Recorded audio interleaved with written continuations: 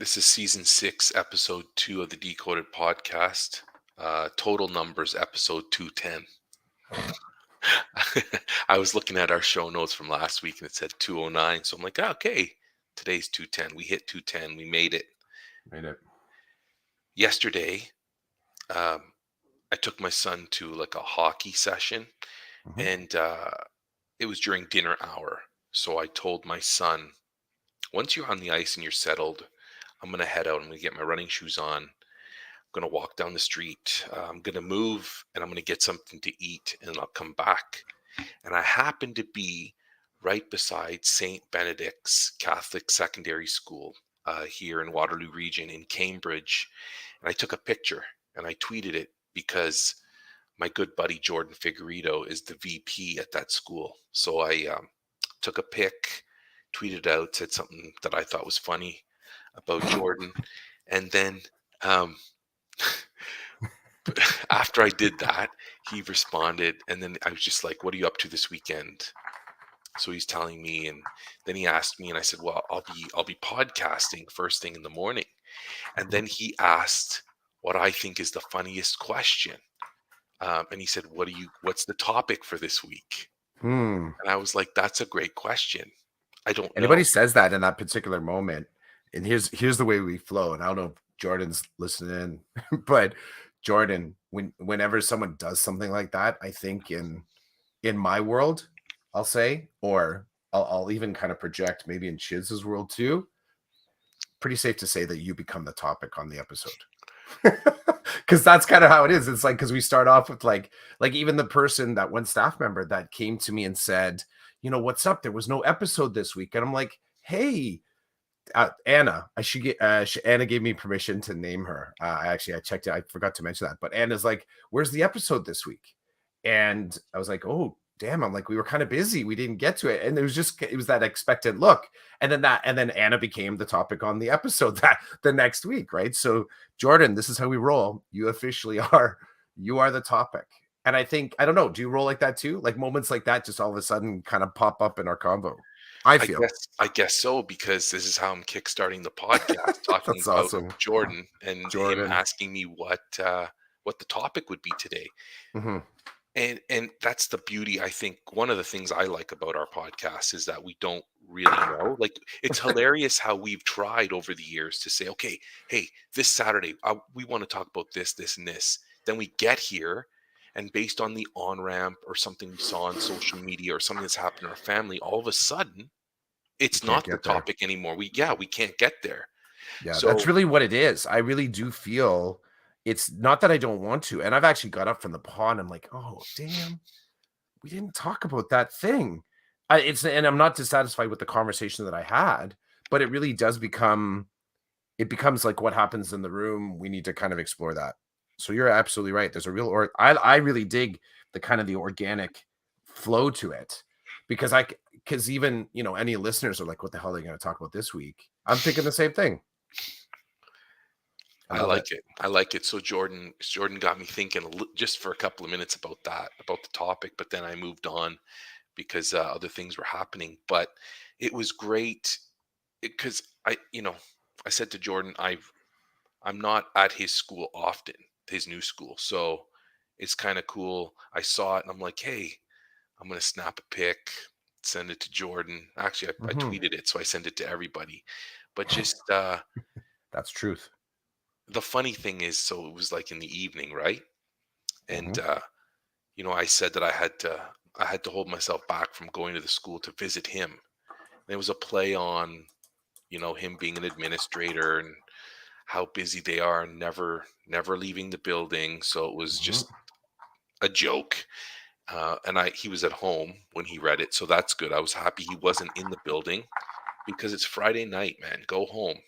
Job's not gonna end. You're gonna come back to it every day this whole year. So pace yourself, right? And I think Jordan's pretty good at pacing himself from what I've known of him over the past few years. He's not the guy that spends his whole weekend at the school, and I like that. But he has a young family, and he has a partner that expects him to be around and help out. This is I'm inferring that. So Good on him for not being at the school last night while I was walking past his school. But you and I did start a conversation this morning that I would like to talk about because you got me thinking this morning. You got me, well, you didn't do anything. You presented an idea. I went through a range of emotions as I listened to your message to me. And I want to talk about it a little bit today, if you Mhm. don't mind. And it's I'm this done. whole, it's the idea of people in positions of power and authority who, from my perspective, not being in their position, should be speaking to issues of equity and social justice and inclusion, and they should be like leading the charge, but they're not. And then the part that really gets me is that when they leave those positions of power and authority, then all of a sudden they start speaking out about things that I would have thought they should have been speaking about when they were in the roles, because now that they're out, they don't have as much influence within a system to help shape it, to help change it. Now, you presented some great ideas about why that happens and how that happens, but it's still upsetting to me. It's upsetting to me because you're in a position, a privileged position. You may not feel confident in your position. You may not feel as though you have any power, but to all the minions around you who are looking up at you, you have the podium. You have the space. It's perceived that you have these things. So why aren't you speaking out about stuff like this? About how we can change things for better, how we can positively influence people who are marginalized or people who come from equity deserving communities. Why? Why did you wait until you left your position of power to start speaking about what should be done and what could be done and how we can move in a better way? And then I'm going to add just a layer. And I told you this morning, but it, for me, after listening to you and thinking these things, my respect for Malcolm X and what I've read about Malcolm X and what I've seen in video went up like 50%, because here you have a man who was in a privileged position of power and authority over people, and he talked about this. Goes, actually, it's not just Malcolm X, he's just on my mind because we just finished with the book club with Malcolm X. But these people who are in these positions, these activists who speak out, who people see as troublemakers and who people see as difficult to deal with, they're actually using their power and authority to speak out about the problems that they see and possible ways to change things up in order to help the marginalized, in order to help the people who come from equity deserving communities. So you got me really thinking now about what stops people in those positions from making moves that people in those positions are perceived to be able to make. And it's a Yeah. big one. It's a big one. Yeah, I think part of what I was observing there is that I've seen within my board individuals sort of move out of the public. It's sort of like they move out of the public service, like directly. They're no longer employed by the board, and then they pop up in equity circles commenting on current events that were hot topics when they were in power. So it got me thinking about this, and just really having no, I can only observe it. And I shared that story with you just about when I had a headship. So a really kind of vague and distant, completely adjacent experience, but just this idea that, me being in a headship, but it was an unqualified headship.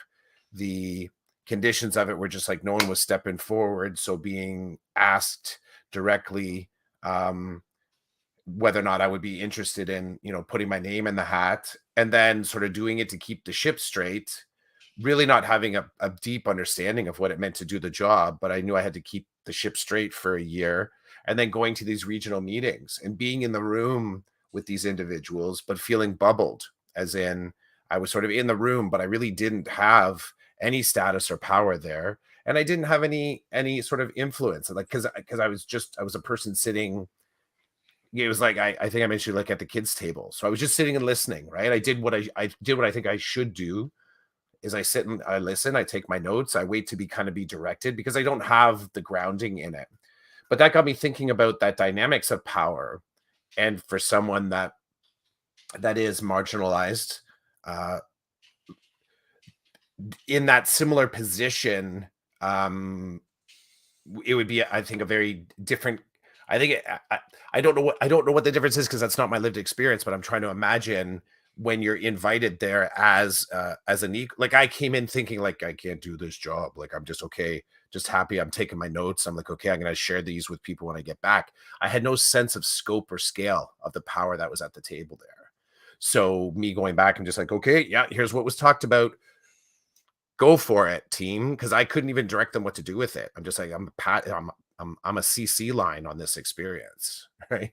Um, but then that got me thinking about just the impact of that in marginalized spaces where you actually are there because you've been brought in as a leader, right? I was there as a check mark on the system. They needed to have the head there for my school. Okay, I can attend the meeting. And that started thinking to me about this parallel kind of space of being in the room where the power and status is and the influence happening and the collaboration, all the kind of stuff that happens, but not having access to the same experience as others there. So that was that kind of starting point for me. Um, and yeah, there's been individuals in my board that I've observed that have popped back up on social media declaring a position, and people have openly punched down, pushed around, commented, and some of the comments were, "So now you're saying something." I'm putting tone on it, but that's the essence of it. And when I see that and when I saw that, I go back to that experience for myself of being in the room, but not of the power. And I was given the title, but even still, I didn't feel like this is an necessary. I won't call it. I mean, it's. I think in my case, it's oversimplification to call it imposter system, imposter syndrome. It really is me recognizing as I'm sitting there that I'm not in the zone of these other people. Now, by me, it was by qualification. That's what actually put me outside the zone. The emotion kind of felt the same, and there was no way for me to get to that space. I could only sit and observe. Like me sitting there, I didn't become a contributor. Like I wasn't a valuable contributor to any of the conversations because the stuff I was in my second year of teaching. So I'm listening to stuff. I'm like, I just 2 years ago I was running a restaurant. Now I'm a department head, like it for a year. Um, so then I think about individuals that let's say they are qualified, but what is the dynamic in that room? And some of the individuals that have stepped up as like post public servant and now private individual and kind of rocking their belief system, I right away think about what were the conditions that they exist, what was their context, what was their power, what did their power look like, what did their status look like, and how powerful, how how persuasive, limiting, marginalizing was the actual system that they were looking to wield that power in. So on one hand, I do say, yeah, cool. It would have been cool if they had spoken up sooner. But I think also there's definitely going to be stuff there in their story that was happening around them when they maybe were having these thoughts before that there was no safety. Like there just wasn't safety for them to be that person. So they no longer are. It's in some ways, it's the podcast that you and I have talked about. When we're no longer teachers, we can finally just open up and start swearing, saying whatever we want to. It could be the same quality of commentary. It's just that we're going to be kind of off without the seatbelt on, and we can kind of speak more freely. I think our minds come out pretty good in this cast, but we have an on ramp, and often the on ramp and the off ramp is the stuff like, yeah, we can't say that out loud. I said I gotta work. I gotta protect some of that, right? For sure. We there is a perimeter around us, especially in the position we're in. Mhm. But I also think that the higher we climb, I think there's responsibility to speak up, and I think that's part of the problem in the big picture is that we've been trained a certain way to not speak out, or we don't because of fear based on the policies and procedures put in place to keep us quiet. So it's the whole colonial way of operating, this Mhm. hierarchy of power. Mhm. I think you and I have done a pretty good job as teachers of pushing back a little bit, or entering into spaces and talking about things, and I've pushing the had my limits. moments. I've had my moments. I've also had the moments where I was like, I did not flex in a proportionate way to how I should. Like I was protecting myself. I should have been protecting somebody else. Hmm. It's tough. It's a Or tough working awareness. for myself. Yeah, maybe just say I was working for myself. I should have been using my privilege more to work for somebody else. Like I went low hanging fruit on that one. For me, it's always been about reading the room. So Mm, knowing who has the power to make things happen more than me, and then test driving it and seeing what happens when you connect with them about it. So I've been in positions where I've talked to people in positions of authority that I could see as helping me, and they wouldn't for whatever mm, reason. I'd like to say, and as I talk to you and think about it right now, at the end of the day, my students always got what they needed, whether it was covert or overt. They got what they needed. I'm saying that because the covert is the people above me were like, "Yeah, we're not doing this because of whatever." I'm like, "Thanks for letting me know. Now I know where we stand. So I'm not mhm, coming back to you with any of this. I'm not also I've tried to not be that person that constantly goes back and is slamming their head against a brick wall when they know nothing's going to come of it, but they feel like they need to speak every time. That's not me. I speak once or twice, I get a vibe for whether you're going to help or not, and then I base my next movements and decisions on those experiences. Now I'm in a bit of a vulnerable position now because my whole job is to ask questions and try to be creative in a box where people don't necessarily want to be creative. And I say that because I've noticed that what they use against creativity are the rules of the system. Well, we have to mhm. follow the rules. And I'm like, yeah, we have to follow the rules, but you're not following the rules because you've got a situation here and you're not using the ultimate tools that can be used to try to bring these kids back. Nobody's calling the police, nobody's calling FNCS. There are rules, but what you notice quickly is that some people just won't follow them, which then tells me that, oh, so we could break them if we wanted, but we're not going to because you don't want to. Okay, well, like I think I'm in my time. I think I'm in my space. Um, I have a boss who's reasonably open to this whole strategy that I'm now part of. And so I depend on her to kind of guide me when I really don't have guidance. And Mhm. hopefully I can provide her with some guidance based on my experience. But like I'm in a position where I need to speak in a way that is I can't think within the box because I'm dealing with kids who don't even fit inside the box or anywhere near it. So if I'm constantly looking at operating in the standard way is what's led my students to where they're at today, which is I'm not going to school. I don't want school, and it doesn't want me. I like that you said that at the other side. I think that's the big aha. We get caught up in the we get caught up. We get way I think we get oh man.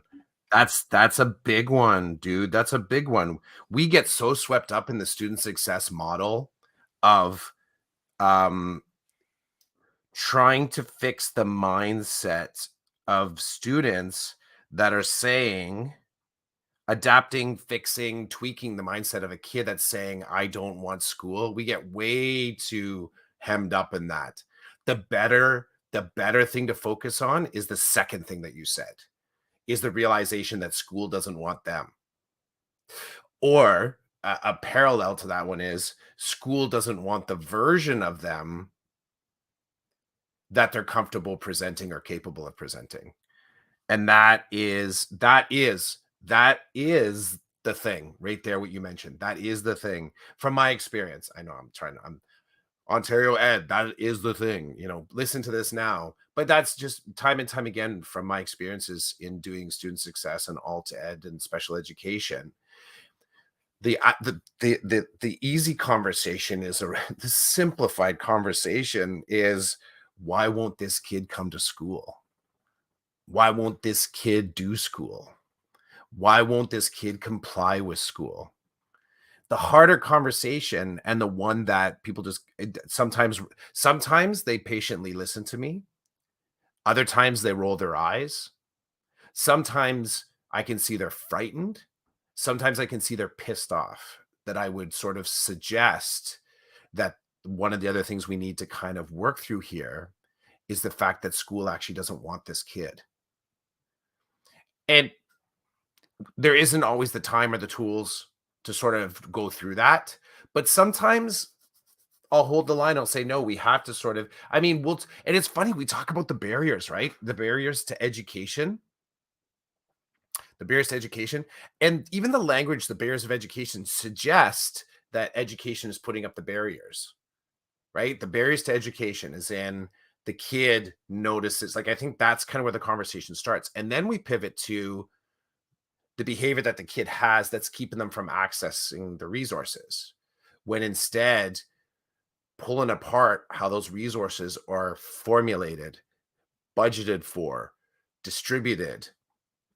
I think that's a better, I think that's that type of pushback, I think is a valuable, very incredibly valuable conversation to engage in. I like that. Sorry, dude, you lit, well, no, I'm not sorry. You lit me up with that, because I think that is the that is the thing.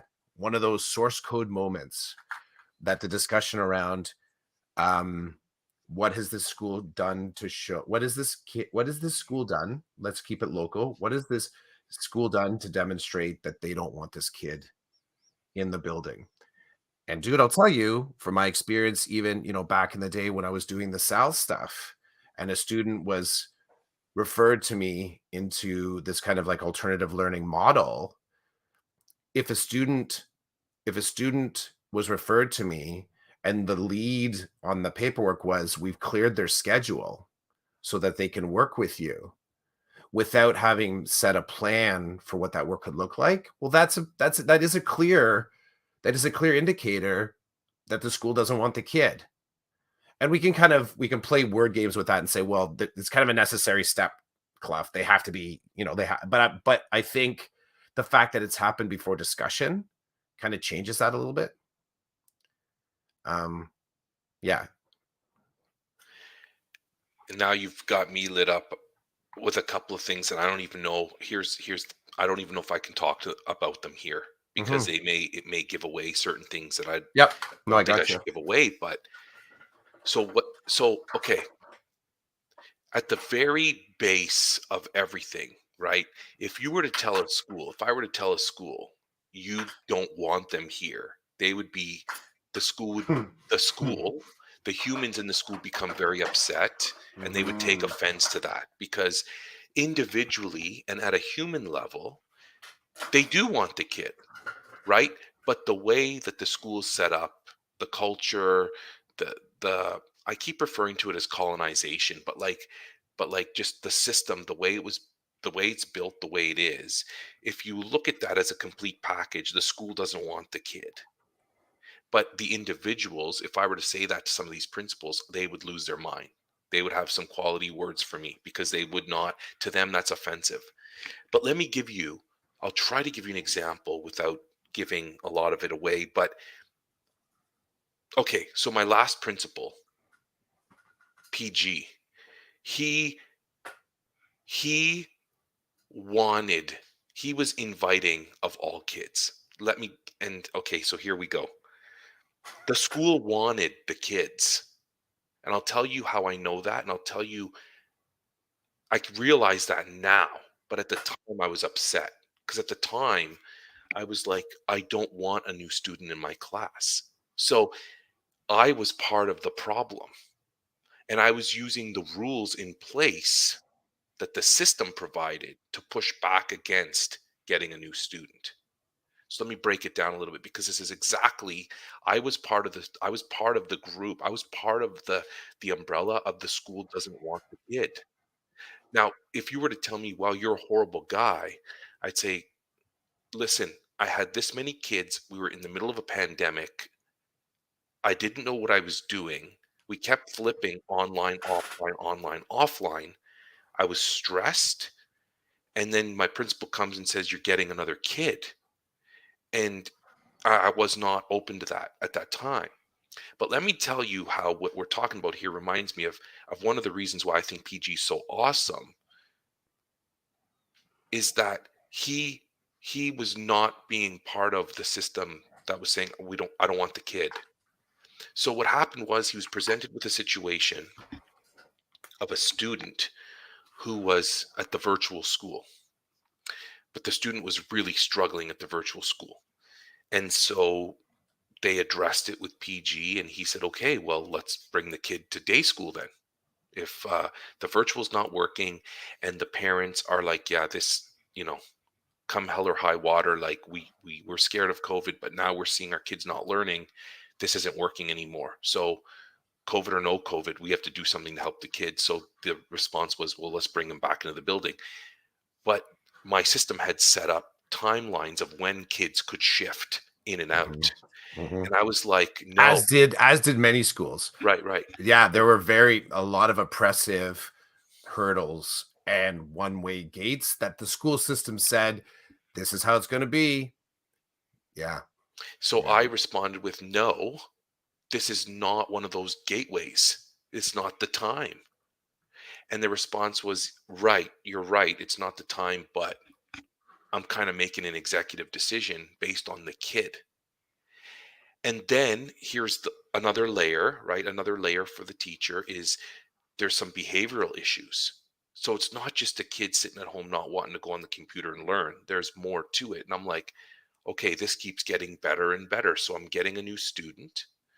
I'm getting a new student because there's issues with learning, there's issues with behavior. So it's not just a clean invite the kid in. There's like issues that need to be addressed. Okay. So you can imagine, and I'm not playing games here. I was tapped out, right? I'm not gonna pretend like I was like, yeah, yeah, come on in, let's have 50 kids in my room. No, I wasn't like that. I was tapped out. I was ready to throttle somebody. The kid comes, and this is where the shift happens, okay? Once the kid arrived, the roll in that wasn't welcoming, that was over. Because before this kid arrived, the kid didn't exist for me. It was just it was just an idea. But now there's a human. So I'm like, okay, well, I met the kid before school and we hit it off right away. Um, I made him feel as welcome as I could in terms of like setting up a space for him and giving him buddies and being very understanding his learning profile and the behavior issues. I was wide open to being supportive and being just open and aware to anything and everything. So I was watching him for all kinds of signals. I was hyper aware to ensure that the switch from virtual to face when it wasn't supposed to be happening was happening in a way that was I had to get over my issue, right? Mhm, But mhm, and I had to make sure that I was doing things to ensure the best I could for this student. So, I notice after like a couple of days that he's really responding well to me and to the class. So I pull him aside during, like quiet work time. And I said, listen, I said, "How are you feeling?" And he's like, "I'm feeling really good." And I said, "It's good to have you. Um, you're here, you've got your desk, everything's going well." I said, "I'd like to talk to you about some of the things I was told about you coming in." He's like, "Yeah, sure." And remember, this is grade 3, so the kid can speak for himself and stuff. I said, "What was going on at home? Like, what happened? What was going on with school? What was going on with your behavior?" Because I said, "I know it's been a couple of days, but," I said, "you're polite, you're respectful. When you feel like you can't do something, you come to me and we talk it out." I'm like, "You're showing me a lot of really amazing things here that don't fit with what I was given in terms of like the way you operate." And he was very good about it. Like he explained, at home, no friends. The work was hard. I couldn't get help. Nobody was helping me. My parents had to work, like just giving it to me. And, I basically said to him, "I appreciate your honesty." And I said, "Well, you're here now. You're in this community. Let's rock it. Like let's make it the best shift ever," kind of thing. And it was awesome. Like when I think about this kid,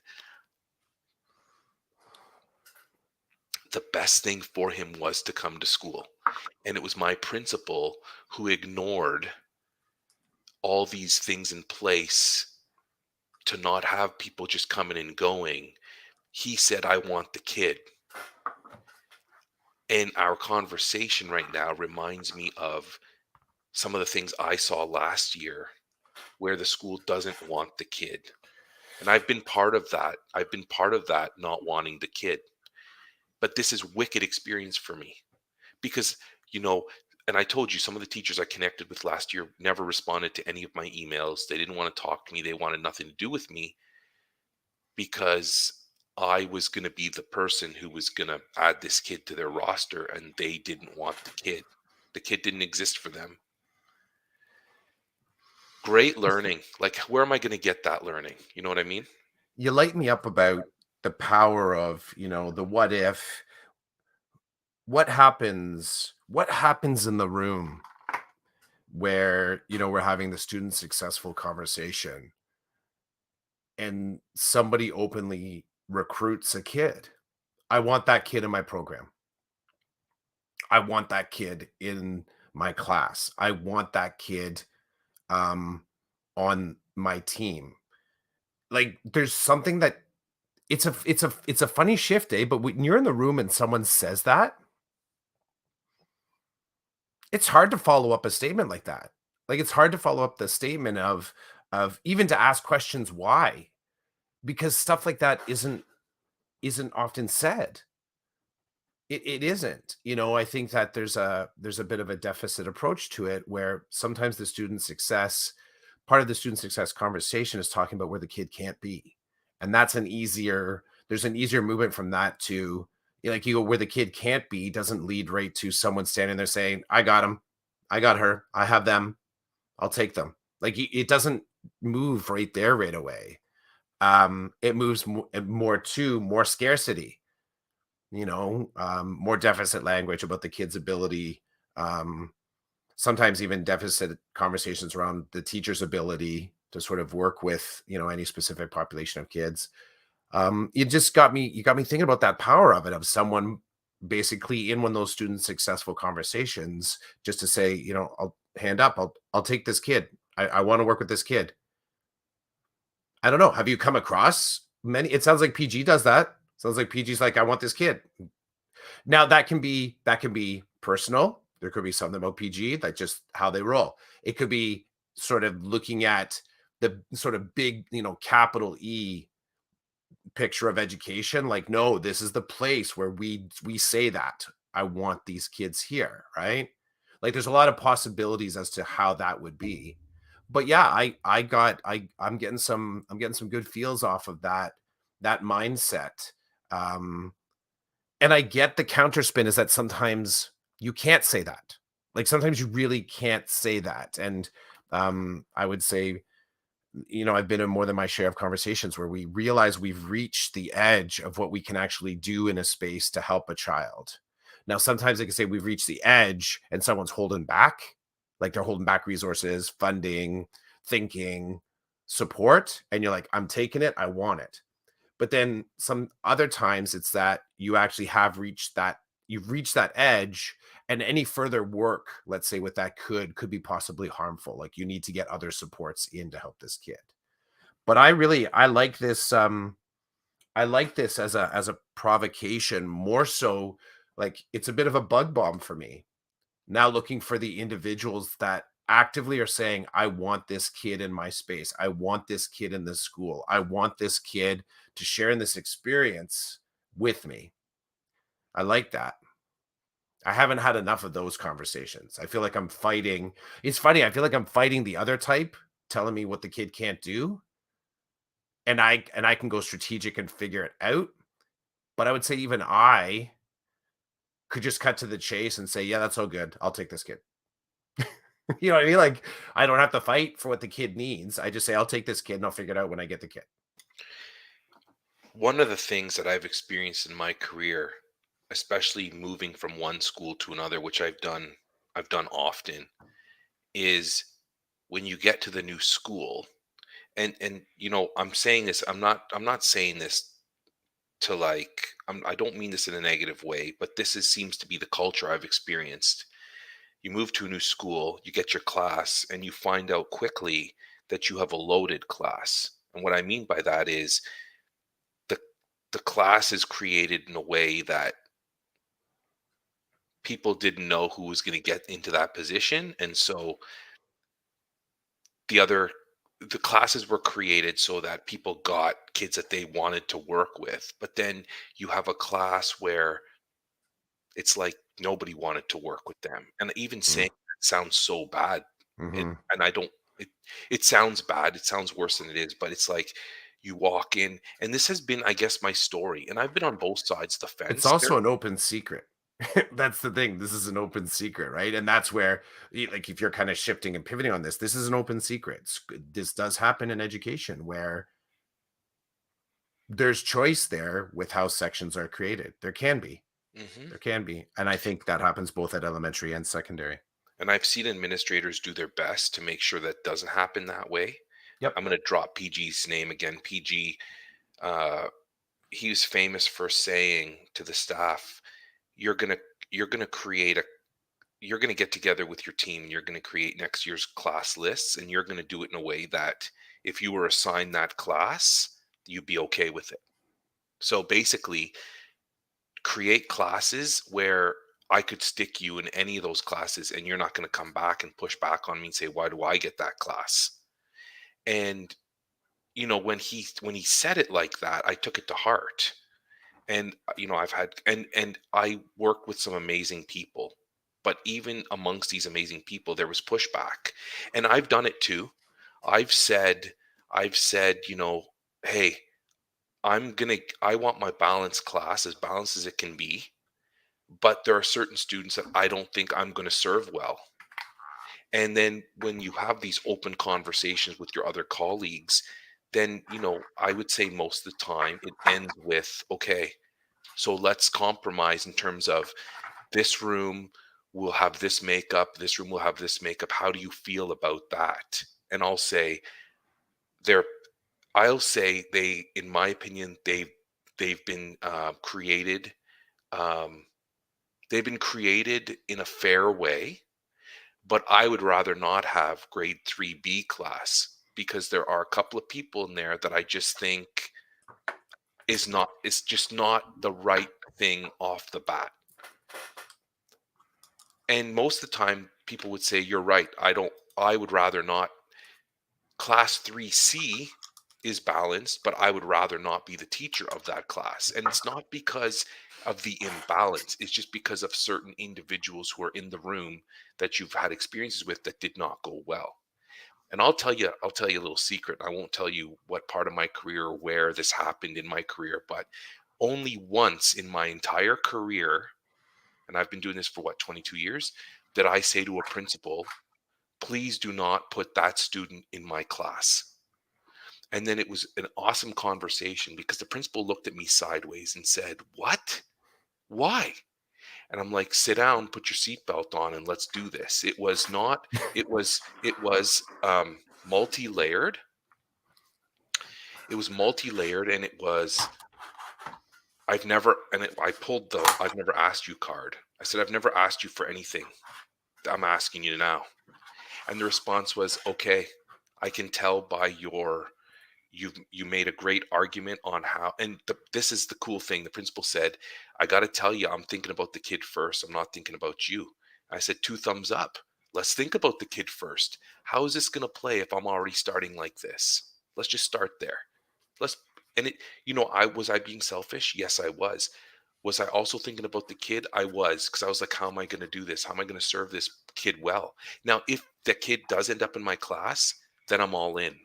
I'm all in. But until that moment, I'm not all in.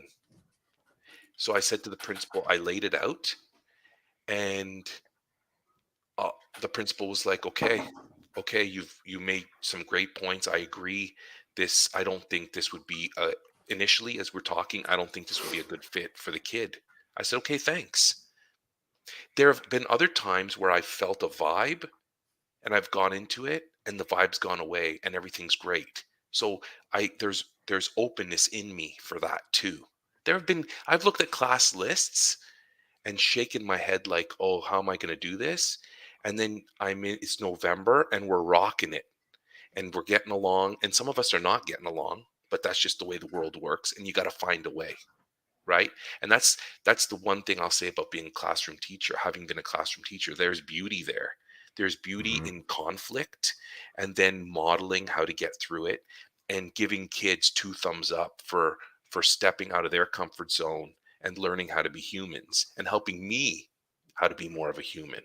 So Mhm. it goes both ways. But it's funny, you build class lists and you say, okay, they on paper they're balanced, but I do not want to be the teacher of class 3B. Why? Well, because I don't like what's going on in there. I don't like it. But yes, there are the profiles of ESL learners and special education students, if you will, and all the layers, boys, girls, and now, people who may not identify, like, it's balanced, but I don't feel connected to that list. It's hilarious because a principal says what they say, but then the teachers are the ones who are executing, and they should have some say as well. I really believe that they should have a say. And so we get our say. We meet and we get our say. And I would say 95% of the groups I've worked with have been fantastic with those creations. And then there's been the 5%. The 5% where I say a few quality things to these people, and they say a couple of quality things to me, and we move on with our lives. But I've walked into schools, where I'm new, and they look at my list and they're like, "Whoa." And I'm like, "You made the effing list. Why are you woeing?" Right? I've Yeah. done that too. I've said, "Didn't you make the list?" "Well, yeah, I was part of the team." "Why are you woeing?" Why are you wooing? I like that. Why are you wooing? But here's the secret. Don't tell anybody. Okay, I won't. Then I totally take ownership of that list and I say, I'm going to make this the best year. Yeah. I'm going to Yeah. make this the year that when they leave, they're like, I miss Mr. C. I wish I had Mr. C again. So Mhm. you make your woe list, and I'll make sure we come out on the other end happy. Yeah, I get the sense. I get the sense that that idea of sort of calibrating class lists is a little bit more fluid, flexible. There's a flexibility there at elementary. I don't. That's not. I don't think that's it. It doesn't work the same. I don't think it works the same way, though I've been in the same conversations and students have moved between sections.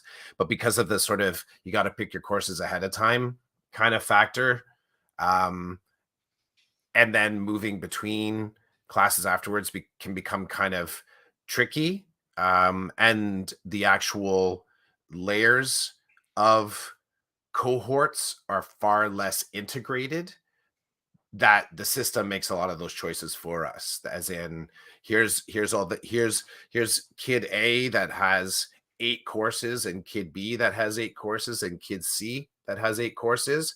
You put it into the machine, duck, duck, duck, duck, duck, duck, duck, and it kind of spits out a configuration, a schedule that it isn't as simple. It can be as simple. I just haven't noticed the same simplicity as in sitting down with the rosters of kids at the front end of the year and saying, okay, how do we, are we going to have a 5-6 split this year? Are we going to have just a straight six? And then kind of saying, okay, who would be ideal to put together?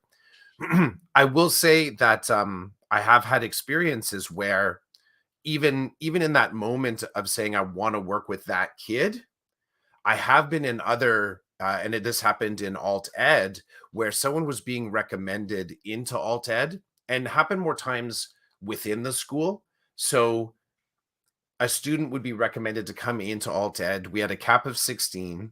Each kid brings a course with them, because there was really no limit on the number of courses that we would be facilitating in there. We tried to organize it in a way so that we would have some harmony so the kids could move together where possible. But if the kid needed a course, the kid got, they got the course they needed.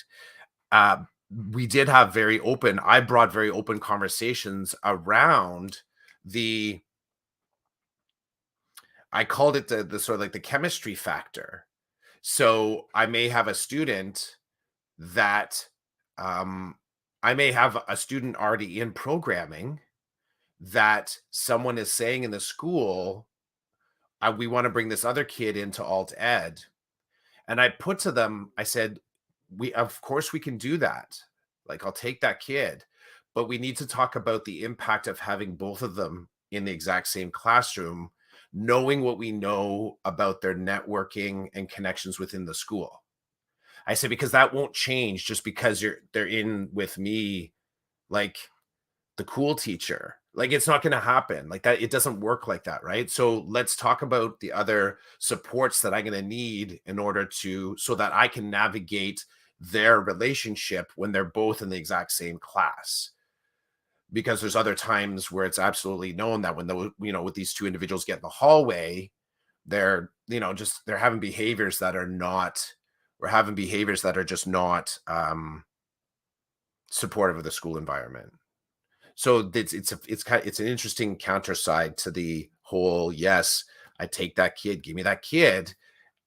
When you do that and you try and keep the door open as wide as possible, as high as possible, as 24/7, 365 kind of like opportunity as possible, the next rational step then is that getting them there with me, or getting them on my crew, will also mean I need other supports that will help these kids grow. And that'll be for next week, I guess. So there you have it. I hope Jordan's happy with Yeah, with what we talked about. What did you draw for us today, Clough? I didn't get the title on it yet. Is that a cardinal on a branch? It is Nice. Can you cardinal. tell us the why you drew that today? Only recently did I come to understand that cardinal is not just a bird. It can also mean like kind of elemental, like specific, like you talk about, like, and I think I knew this, but I've never ever used the word like that. I've never used the word like that's a cardinal. And the way this is what I came up. Someone said that's a cardinal rule, and my brain right away came to like about birds, like what I and then I kind of, you do context and I'm listening, and they're like, no, it's a cardinal. And I think then I was like, okay, yeah, this is used in other spots. I taught geography last year, and I never made the connection between directionality and and cardinal, right?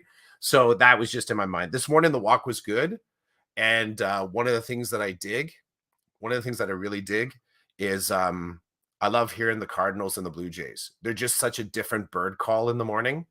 And I don't know. I think when I was a kid, it was just something that I noticed. So out for the walk this morning, hearing the birds, 51-year-old aha moment about the meaning of a word, cardinal. And I managed to draw it. That's the other part too, because it might not have turned out. I don't think I've ever done. painted or drawn a cardinal before. So I'm happy that it is one of those ones you look at, like you actually identified it. I consider that success criteria. Awesome. Thank you for sharing that. And you remind me that I know I'll tell you about words I don't like. You and I have talked about words we don't like. Maybe Yes, we should start. you used to send me a few of that. Like, I just don't like this word. Maybe now we should talk. We should also balance that out with words that we do like. You know, Oh, I mention a thing? And of it's just course. if anyone happens to be listening, tomorrow from 2 to 3, I'm gonna drop into a Twitter space conversation. Anyone that wants to jump in, the invite there, drop it into your agenda, whatever it is.